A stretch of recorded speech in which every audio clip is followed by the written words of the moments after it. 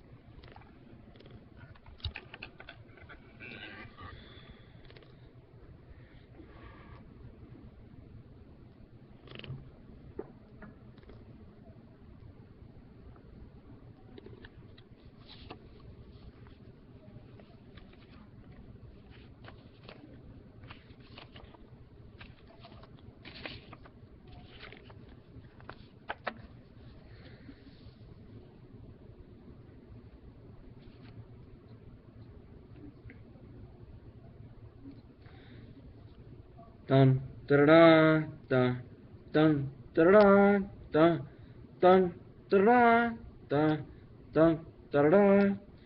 I'm a musician who writes music better than it sounds.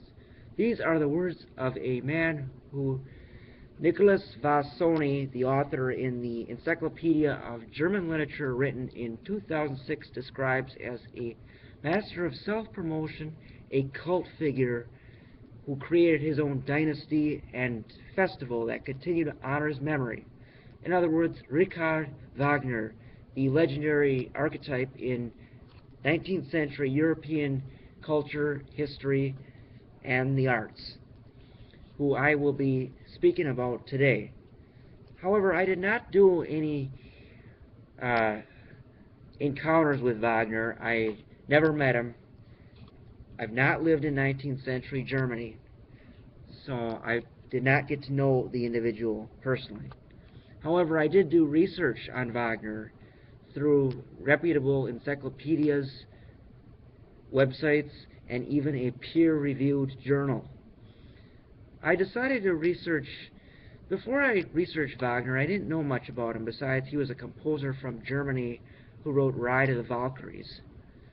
I was particularly motivated and inspired to explore Wagner because he's German and I'm also of German descent, so knowing about him will kind of link me to my fatherland.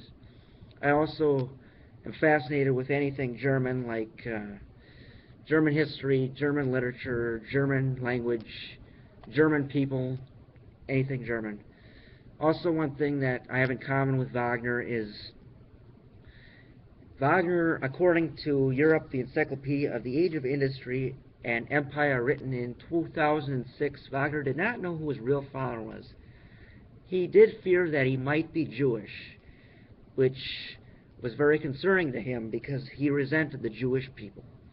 I also am concerned that I might possibly be Jewish, but it has not been proven that neither me nor Wagner are actually Jewish. It's just kind of an OCD thing that we share.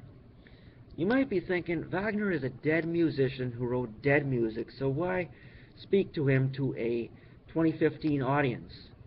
The answer will become clear as we close our discussion. Today, I am going to inform you on the life of Wagner in his career, as well as his early pre-career life. To begin, we'll start with his history before beginning his career.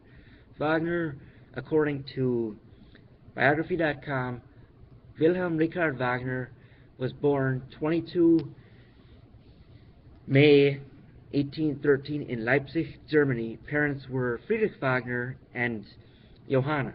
However, it is uncertain whether Friedrich is Wagner's biological father. he might have been born to a man named Ludwig Geyer, who Johanna married shortly after Friedrich died, and Friedrich died shortly after Richard was born.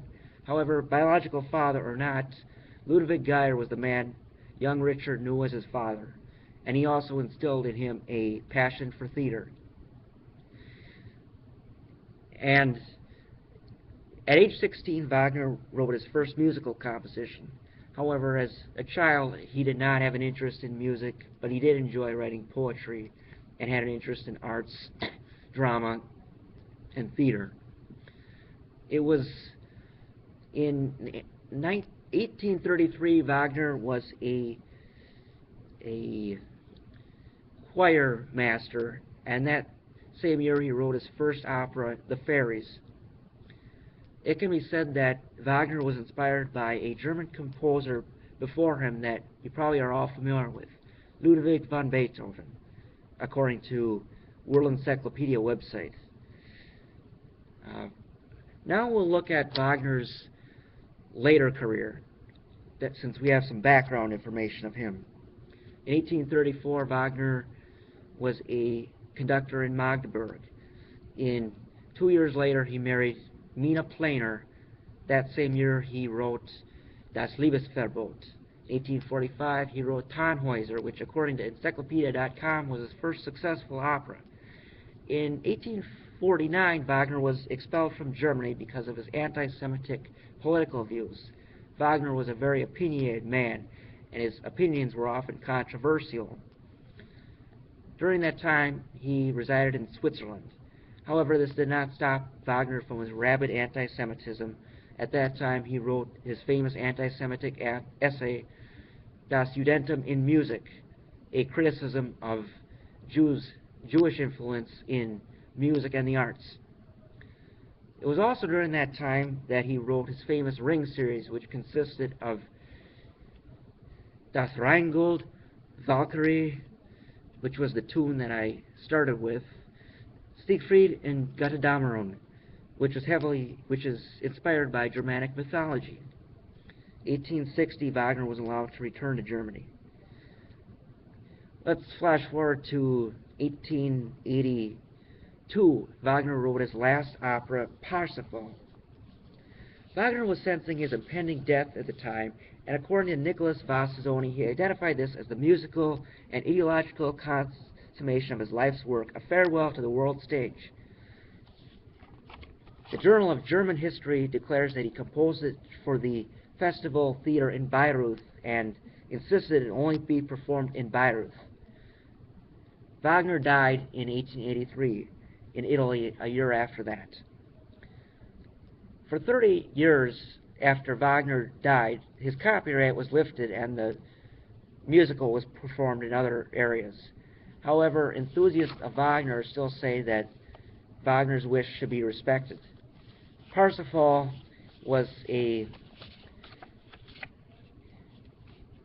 story based on a medieval Spain, and the protagonist was a young knight with healing powers. In conclusion, I would like to say that